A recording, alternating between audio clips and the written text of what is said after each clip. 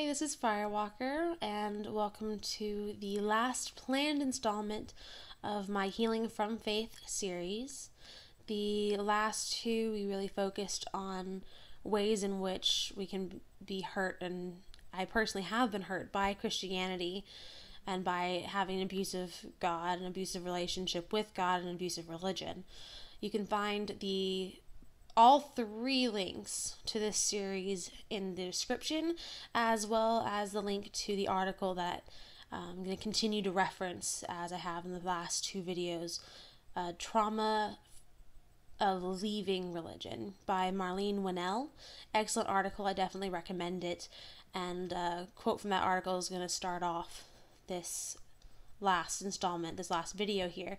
Please keep in mind that the last three videos, this one included, were filmed all at once and then were broken up. So if you're a little lost starting out in the video, it's because it goes hand in hand with the last two. I'm doing what I can to give you guys a good launching point if you haven't watched the last couple videos, but I definitely recommend starting there because it really builds on itself. And this one, we're really going to focus on the importance of healing properly and some tools for healing as you try to move forward from your abusive relationship with religion, with God, etc. I hope you guys enjoy. I've really enjoyed doing this series. I think it's been good for me, and I hope that it's helped at least one person out there a little bit as well. So without further ado, let's go ahead and get started. The last thing I'm going to share from Marlene's article, she says, in many ways, a person with RTS can be re-traumatized again and again through minimizing and denial. And that's going to launch me into my next point, and how important it is to make sure that you heal, and how important it is to make sure that you heal properly, because not doing so can cause the wound to sort of heal over shrapnel, which will just continue to cause you pain. And just like with that analogy, you have to clean out the wound, which can be agonizing and painful, but you have to do it in order to let that wound properly heal and not get infected. I actually have a family member who has been hurt by religion as well, and she seems to have kind of repressed that, and it still causes her so much pain. I think honestly that she was hurt more than I am, but I just noticed a difference in the way that we've handled it and gone through it. The natural reaction to something that causes you pain is to stop doing it. You know, you touch the hot stove the first time when you're little, you learn what the word hot means, and you learn that you never want to do it again. And so when you think about religion and it causes you pain, and you think about your past and it causes you pain, and you're around these people and it causes you pain, your natural reaction is to not think about it, not go there, not be around these people. That's repressing things. And I just found out recently in the last couple months that apparently I do that. That's a coping mechanism that I learned being in 7th grade and mastered it by high school, because things had become so painful for me, being so lonely, that I simply decided that I didn't feel lonely, and sort of compartmentalized and just pushed it down, convinced myself that I didn't feel it, but I did. And I couldn't properly heal until I understood all of the shame messages that I had gotten from high school. I understood all the ways in which I had been hurt and had been hurting from it. And I just buried them so deep down that it just took a little while to dig those up. So like I said, it is extremely important to make a conscious effort to heal, even though going through it can be somewhat painful. Otherwise, it can just cause you that much more pain throughout the rest of your life. The first tool in healing from RTS is going to be recognizing the abusive situation that you're in, because you really can't do anything else unless you've done that step, unless you recognize that it was abusive. Okay. Second, the number one advice for people in abusive relationships is get out. You cannot change them. You cannot save them. You are responsible for you. You are responsible for your own happiness, and you are responsible for protecting yourself. You are not responsible for their happiness. that's a very tough thing to grasp right there. But you can't really start healing when you're constantly still being hurt and those wounds are being ripped back open again. Third is to get a good support system. Like Marlene mentioned, and in my own personal experience, when you leave your religion, sometimes the support system that you had gets torn away from you. My family was my support system largely. Thank goodness I have my fiance now, who I don't think I would have survived it, honestly, if it were not for him. But it kind of left me feeling alone and like nobody cared. And like nobody was going to care because I wasn't worth it. I wasn't worthy of it. That something was wrong with me. More shame messages there. And then I was recommended to go to a Unitarian Universalist church because they accept everybody and it's not about any particular religion. They have a creed that they go by, which is that you love everybody and you accept everybody and you respect everybody and you fight for justice. And the very first time I ever went there was a discussion on Nietzsche and God is Dead.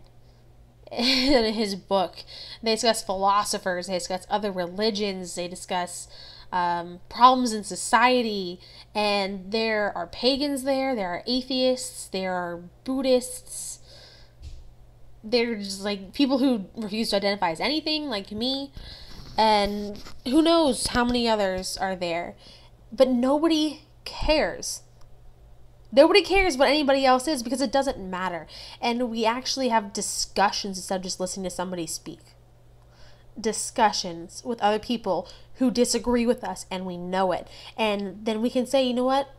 I understand where you're coming from. I disagree, but I respect you. And like I said, this is the first time I've ever been in a church environment or really anywhere where I actually felt like I belonged and I actually feel heard. It was a place with positive messages for me that wasn't telling me that I wasn't good enough or that I was going to hell or I'm a sinner or whatever, but just let me be me. And I didn't feel like I had to lie. I didn't feel like I had to believe any one certain thing. I didn't feel like I had to stay quiet in case somebody disagreed with me and told me I was going to hell. I could actually just be me. So I recommend that for anybody who needs to find a support system out there and maybe doesn't already have one. Highly recommend it. But no matter what, you got to find somebody that you can talk to who will let you be you and that you can express these things to. Support system is crucial for healing from abusive relationships, including abusive relationships with religion. One of the hardest things I think as a tool for healing is sharing your story.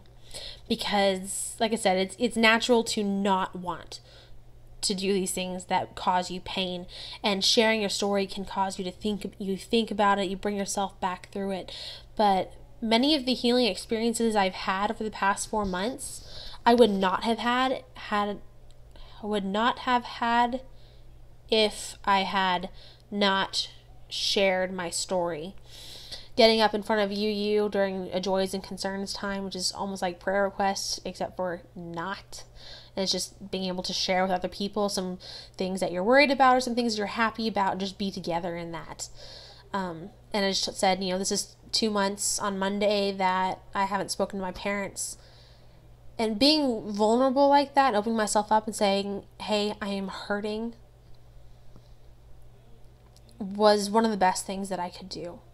Because afterwards I had people come up to me and say, I've been estranged from my parents for, X number of years, or I'm still estranged from my family, etc. I got, some hugs, and I got the message that I am not alone, and that these people have gone through a similar situation and they are surviving it and they are coming out strong.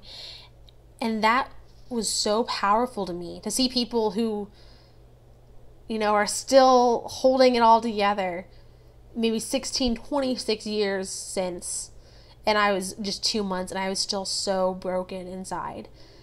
And to know that they were there with me, that they cared about me, and that I wasn't crazy for feeling this, and they recognized it. That was huge.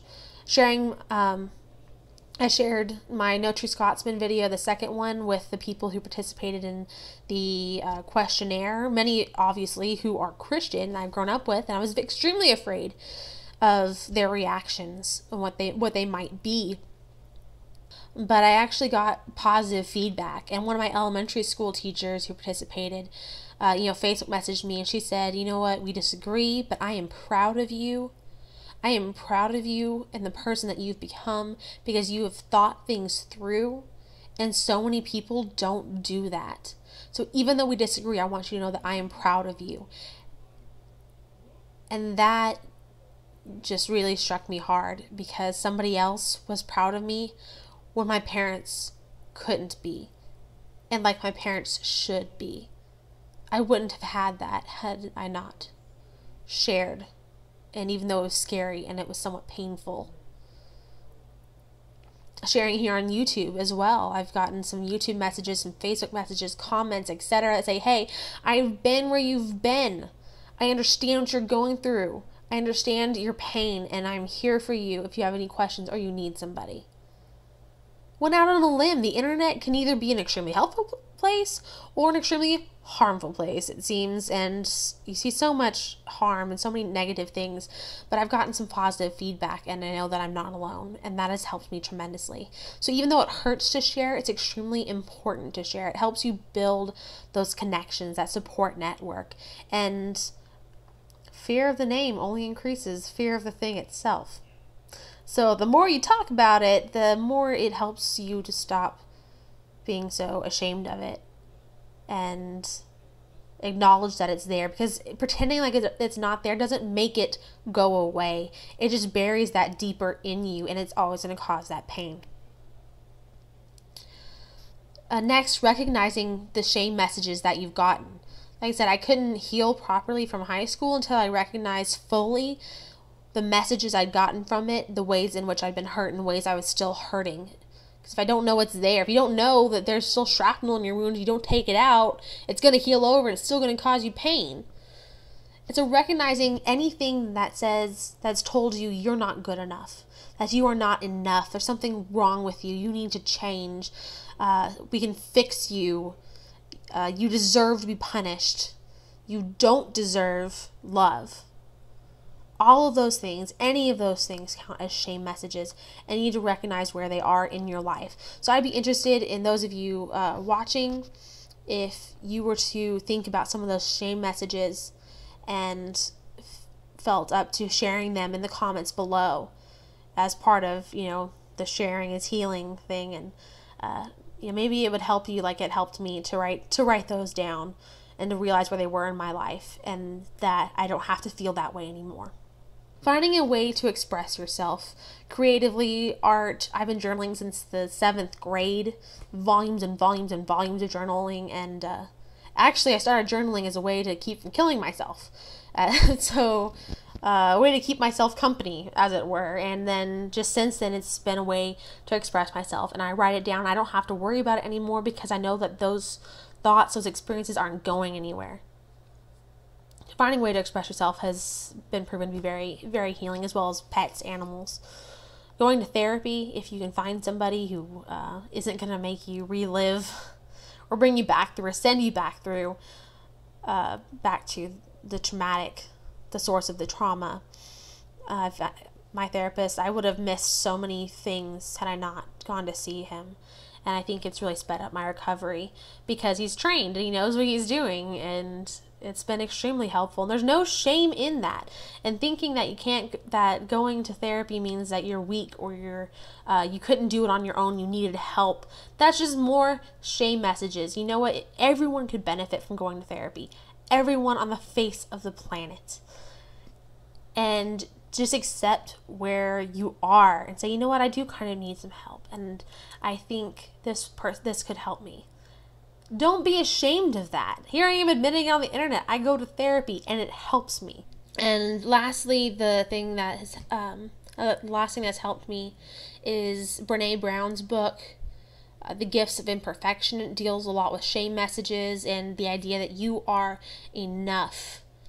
and it helps me recognize some self-defeating thoughts and habits that I didn't even realize that I had. I attribute so much to that book, so much of my healing to that book.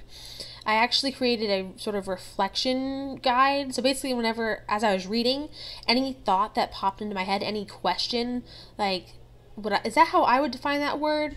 Or is that something that I do as well?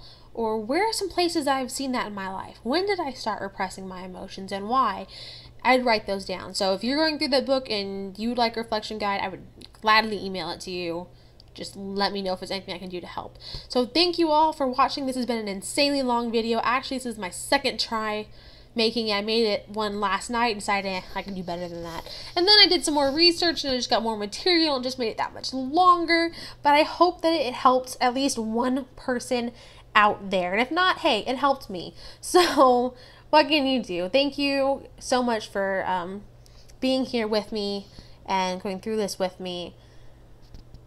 If there's anything I can do to go through it with you as well and be there for you, please let me know. If, there's another video on this subject I can do that would help, let me know.